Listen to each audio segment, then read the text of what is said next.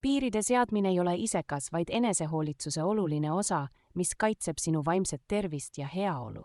õpite, digitaalne detoks, isegi kui see on ainult paar tundi päevas, võib drastiliselt vähendada ärevust ja parandada sinu keskendumisvõimet. Igapäevased jalutuskäigud looduses pole mitte ainult hea sinu kehale, vaid annavad su mõtetele ruumi hingata ja vähendavad stressi.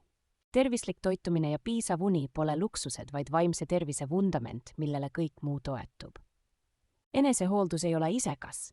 See on nagu hapnikumask lennukis, kus pead esmalt aitama ennast, et saaksid siis aidata teisi. Õpi kommunikeerima oma piire selgelt ja järjepidevalt, sest inimesed ei saa austada piire, millest nad ei tea.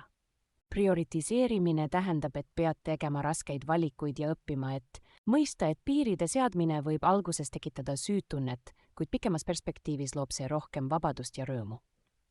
Igapäevane meditatsioon, isegi kui see on ainult 5 minutit, võib drastiliselt muuta sinu suhtumist stressoritesse ja aidata selgemalt mõelda. Piiride seadmine on investeering sinu tulevikku. See ei muuda ainult seda, kuidas teised sinuga käituvad, vaid ka seda, kuidas sa iseennast näed ja väärtustad.